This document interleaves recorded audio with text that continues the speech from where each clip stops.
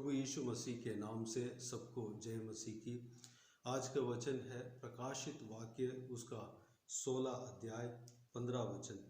देख, मैं चोर के समान आता हूँ, धन्य वह है जो जागता रहता है और अपने वस्त्र की चौकसी करता है कि नंगा न फिरे और लोग उसका नंगापन न देखें। मेरे प्रियो, इस पवित्र बाइबल वचन के द्वारा परमेश्वर हमसे कहता है, मैं चोर के समान आता हूँ। प्रभु यीशु मसीह 2000 साल पहले हमारे लिए इस धरती पर जन्म लिया और मनुष्य बनकर जिया। आप और हमारे पापों के लिए क्रूस पर बलिदान दिया, अपने आप को बलिदान दिया, हम सबका पापों को उठाया और क्रूस पर ख़त्म किया और क्रूस पर मारा गया, गाड़ा गया, तीसरे दिन मुर्दों में से जी उठा, स्वर्ग में उठा लिया गया। और परमेश्वर प्रभु यीशु उठा लेने से पहले कहकर गया कि मैं दोबारा वापस आऊँगा। स्वर्गदूतों ने भी कहा कि प्रभु यीशु मसीह दोबारा आने वाले हैं। प्रभु यीशु इस प्रकार कहते हैं कि मैं चोर के समान आता हूँ। चोर चोरी करने के लिए बताकर नहीं आता है, वह कब आएगा कुछ पता नहीं। ठीक उसी तरह परमेश्वर प्रभु यीशु कभी भी आ सकता है, वह उस समय को पिता परमेश्वर ही जानता है। यह विषय प्रभु यीशु मसीह ने ही स्वयं कहा है, कभी भी आ सकता है। उस परमेश्वर का आने का समय आ गया है, परमेश्वर का आगमन निकट है। परमेश्वर का वचन कहता है, धन्य वह है जो जागता रहता है। हमें परमेश्वर का आगमन के लिए हमें तैयार रहना चाहिए, हमेशा जागते रहना चाहिए। चोर कभी भी आ सकता है, जो चौकसी करने वाला हमेशा जागता रहता है। ठीक उसी तरह हमें भी उस परमेश्वर प्रभु यीशु का आगमन के लिए प्रार्थना में जागता रहना चाहिए। हम वचन को पढ़ने में, खोजने में हमें लगे रहना चाहिए, हम हमेशा तैयार रहना चाहिए। प्रभु यीशु मसीह का वचन इस प्रकार कहता है कि और अपने वस्त्र की चौकसी करता है कि नंगा ना फिरे और लोग उसका नंगापन ना देखें। यहाँ पर उद्धार के वस्त्र के बारे में कहा गया है, पवित्र वस्त्र के बारे में कहा गया है। परमेश्वर प्रभु यीशु हमारे लिए उद्धार के वस्त्र दिया गया है। जब से हम परमेश्वर प्रभु यीशु पर विश्वास रखे हैं, उनके लहू से धोए गए हैं, हमारा जो पापों को हम पापों को हम मानकर, परमेश्वर के आगे मानकर पश्चाताप कर परमेश्वर प्रभु यीशु मसीह से जब माफ़ी मांगा, परमेश्वर ने हमें माफ़ किया और परमेश्वर के साथ साथ चलने के लिए अपने आप को परमेश्वर के हाथों में समर्पित किया। परमेश्वर ने महिमा का वस्त्र दिया, परमेश्वर ने उद्धार का वस्त्र दिया, परमेश्वर ने पवित्रता का वस्त्र दिया, पवित्र आत्मा से हमें भरा। उस वस्त्र को हमें खोना नहीं चाहिए, उस वस्त्र में हमें बने रहना चाहिए, उस वस्त्र की चौकसी करना चाहिए। क्योंकि इस संसार में हम देखते हैं कि हर जगह हम पाप बढ़ते हुए हम देख सकते हैं। इस माहौल में, इस परिस्थिति में हमें जो परमेश्वर प्रभु यीशु ने जो दिया, वह वस्त्र को हमें संभाल कर रखनी चाहिए, उस वस्त्र का चौकसी करना चाहिए। यूसुफ नामक परमेश्वर के दास था, वह जो परमेश्वर ने जो पवित्रता दिया और पवित्रता के साथ वह परमेश्वर के साथ जो जिया था, उस पवित्रता को संभाल कर रखा। बहुत सारे पाप का परीक्षा उनका जीवन में आए थे, व्यभिचार की परीक्षा उनके जीवन में आए थे, उससे अलग हुआ, उससे दूर हुआ। वह अपने जो परमेश्वर ने दिया हुआ पवित्रता को संभालने के लिए वह कुछ भी कष्ट उठाने का तैयार था। मेरे प्रियो, यूसुफ की तरह हमें जो परमेश्वर ने हमें पवित्रता दिया है, उस पवित्रता को हमें संभाल कर रखना चाहिए, चौकसी करना चाहिए। हमें पाप से दूर रहना चाहिए। हमें जो कुछ भी उद्धार का वस्त्र दिया है उसको हमें पवित्र रखना चाहिए। मेरे प्रियो, इसी किताब में प्रकाशित वाक्य उसका 22 अध्याय 10 और 11 वचन में इस प्रकार लिखा है, फिर उसने मुझसे कहा, इस पुस्तक की भविष्यवाणी की बातों को बंद मत कर, क्योंकि समय निकट है। परमेश्वर प्रभु यीशु मसीह का आगमन का समय निकट है, अभी और समय नहीं जाएगा। परमेश्वर प्रभु यीशु जल्दी ही जल्द आने वाला है, वह कभी भी आ सकता है, उनका आगमन निकट है।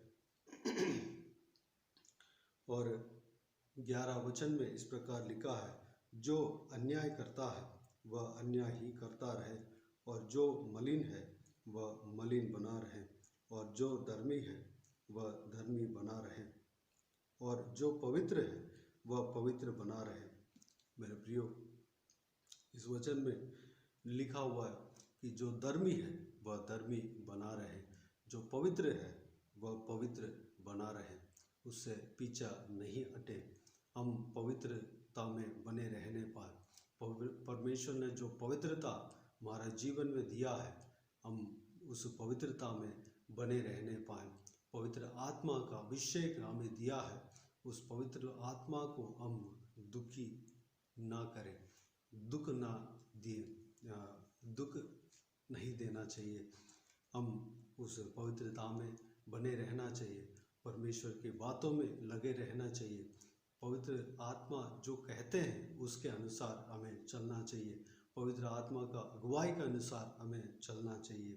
12वां वचन में, देख मैं शीघ्र आने वाला हूँ, और हर एक के काम के अनुसार बदला देने के लिए प्रतिफल मेरे पास है। मेरे प्रियो, प्रभु यीशु मसीह यहाँ पर भी कहते हैं कि मैं शीघ्र आने वाला हूँ। परमेश्वर प्रभु यीशु जल्दी ही आने वाले हैं, समय निकट है।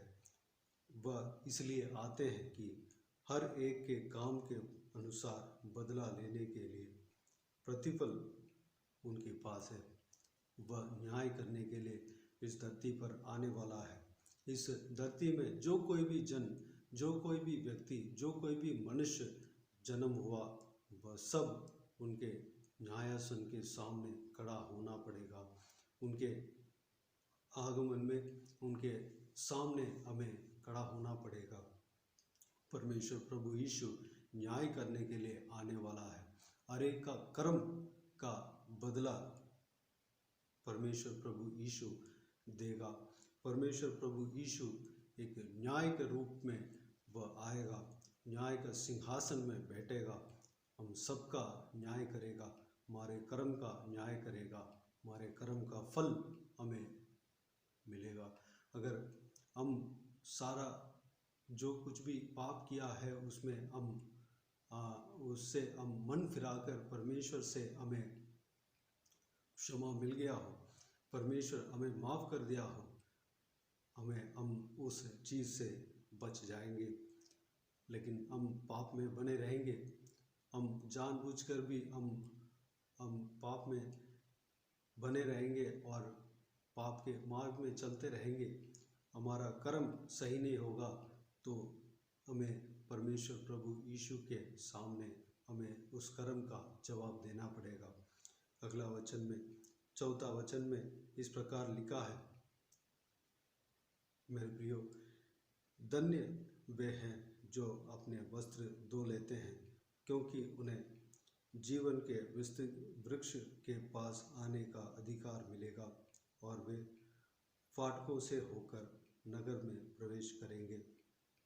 मेरे प्रियो, हमारे वस्त्र को धो लेना चाहिए। जो भी हम पाप किया है उसको हम परमेश्वर से उस पाप का हम माफ़ी मांग लेना चाहिए। परमेश्वर के लहू से हमें धो लेना चाहिए, धुला देना चाहिए। मेरे प्रियो, यहाँ पर लिखा है जो अपने वस्त्र धो लेते हैं, क्योंकि धन्य वे है जो अपने वस्त्र धो लेते हैं। हम इस पाप संसार में जो पाप हो रहा है उसके बीच में हम जी रहे हैं। हमारा हृदय में, हमारा वस्त्र में पाप के दाग हो सकते हैं, कभी आ भी जाते हैं। हमें हर रोज़, हर प्रतिदिन हमें तैयार रहना है। हर प्रतिदिन परमेश्वर के लहू से हमें धुलवा लेना है। हम सबसे पहले हम परमेश्वर प्रभु यीशु से हमारा जो कुछ भी पाप हमारे अंदर आया हो, दाग हमारे अंदर आया हो, परमेश्वर प्रभु यीशु को बताकर हमें माफ़ी मांग लेना है। उस पाप से हमें मन फिरा लेना है, हमारा वस्त्र को धो लेना है। तब जो कोई भी हम इस बात पर बने रहते हैं वह जीवन के वृक्ष खाने का हकदार होगा। जीवन के वृक्ष के पास आने का अधिकार मिलेगा और वह स्वर्ग राज्य में प्रवेश करने पाएंगे। मेरे प्रियो, हमें इस बातों में गौर करना है। 13वां वचन में प्रभु यीशु मसीह कहता है, मैं अल्फा और ओमेगा, पहला और अंतिम, आदि और अंत हूँ। वही अल्फा है और ओमेगा भी है, वही आदि और अंत भी है, वही पहला और अंतिम भी है। इस पृथ्वी को शुरुआत करने वाला भी वही है और अंत करने वाला भी वही है, और नया आकाश और नया पृथ्वी को, धरती को बनाने वाला भी वही है। मेरे प्रियो, हमें परमेश्वर प्रभु यीशु का आगमन में हमें धर्मी ठहराना चाहिए, हमें धर्मी ठहरना चाहिए। उसके लिए हमें जो भी परमेश्वर के द्वारा जो दिया गया वस्त्र है उस वस्त्र को हमें संभाल कर रखना चाहिए। हमारा उद्धार के वस्त्र जो परमेश्वर प्रभु यीशु ने हमें दिया है उसको हमें संभालना चाहिए। जो पवित्रता के वस्त्र हमें दिया है उसको हमें संभालना चाहिए। आदम जो इस मानव जाति का पहला इंसान था, वह पाप करने के बाद अपना महिमा का वस्त्र को खो दिया, वह अपने नंगापन को महसूस किया। मेरे प्रियो, इसलिए मृत्यु उनके वहाँ से शुरू हुआ। मेरे प्रियो, परमेश्वर उस मृत्यु से बचाने इस धरती पर जन्म लिया। मृत्यु से हमें बचाने वह क्रूस उठाया और मारा गया, गाड़ा गया, तीसरे दिन मुर्दों में से जी उठा। जो हमें उस महिमा का वस्त्र देने के लिए यह सारे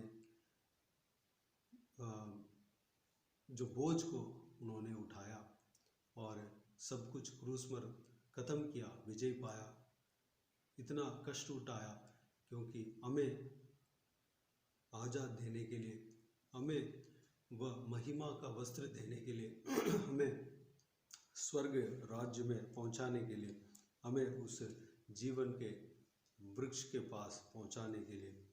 मेरे प्रियो, इस वचनों के अनुसार चलने के लिए हम अपने आप को परमेश्वर के हाथों में समर्पित करें। हम हमेशा तैयार बने रहें। प्रभु यीशु आप सबको आशीष दें। आइए हम प्रार्थना में जाएं। स्वर्गीय पिता, दयालु परमेश्वर, आपको धन्यवाद देता हूँ। आपका इस बहुमूल्य वचनों के लिए आपको धन्यवाद देता हूँ। परमेश्वर पिता, आप हमारे लिए क्रूस उठाया, हमें उद्धार करने के लिए मारा गया, क्रूस पर मारा गया, गाड़ा गया, तीसरे दिन मुर्दों में से जी उठा। आपको धन्यवाद देता हूँ परमेश्वर। आप स्वर्ग में उठा ले जाने से पहले आप कहकर गए कि मैं फिर आऊँगा। पिताजी, आप इस वचन के अनुसार परमेश्वर हमें चलने के लिए अनुग्रह देना, आपके आगमन के लिए हमें तैयार रखना परमेश्वर। हालेलुया। स्वर्गदूतों ने भी बोला कि परमेश्वर प्रभु यीशु जिस तरह गया उस तरह फिर दोबारा आने वाला है। परमेश्वर, हम जो कुछ भी हम देखे हैं पिता, जो कुछ भी विषय हम इस वचनों के द्वारा हम देखें उस पर हम गौर करने पाएँ परमेश्वर।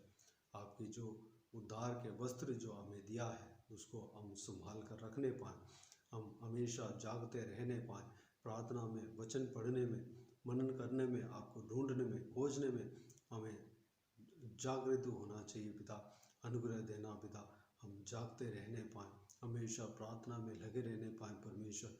जो कुछ भी, जो पवित्रता आपने हमें दिया है उस पवित्रता में हम बने रहने पाएँ परमेश्वर, हम इधर उधर भटकने नहीं पाएँ परमेश्वर। आप जल्दी ही आने वाले हो, आपके वचन के द्वारा हमसे कहा है परमेश्वर, आपका आगमन निकट है परमेश्वर, उसमें उसके लिए हम तैयार होने पाएँ परमेश्वर। पिताजी, हालेलुया। धन्यवाद देता हूँ परमेश्वर, आपको स्तुति करता हूँ पिता। हालेलुया। हम हर प्रतिदिन हमारा वस्त्र को, हमारा हृदय को, हमारा शरीर को आपके लहू से धो लेना चाहिए पिता, क्योंकि हम इस पापियों परमेश्वर, इस पाप के दर्द ये माहौल में जी रहे हैं परमेश्वर।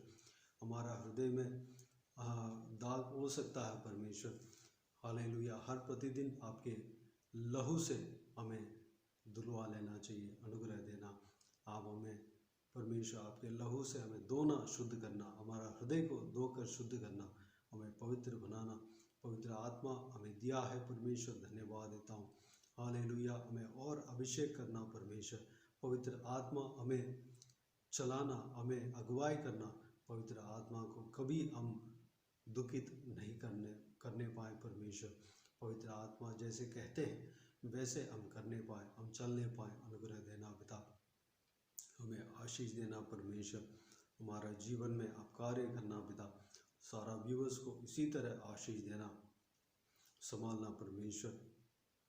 पिताजी, सारा व्यूअर्स को आशीष देना परमेश्वर, इस वचन के अनुसार चलने के लिए अनुग्रह देना, इस वचन के द्वारा सभी आशीष पाने पाए परमेश्वर, अनुग्रह देना पिता। हम सबको आत्मिक उन्नति देना, जो कोई भी बीमार है उनको छूकर चंगा करना, जो कोई भी जन दुख तकलीफ में है उन्हें सारा दुख तकलीफ से छुटकारा देना, उनका जीवन से सारा दुख तकलीफ जाते रहने पाए प्रभु यीशु मसीह के नाम से, सारा बीमारी ठीक होने पाए प्रभु यीशु मसीह के नाम से। हालेलुया। धन्यवाद देता हूँ परमेश्वर, जो कोई भी रोग में पड़े हैं सारा रोग ठीक होने पाए प्रभु यीशु मसीह के नाम से, चंगा होने पाए पिता, हाँ छुटकारा पाने पाए।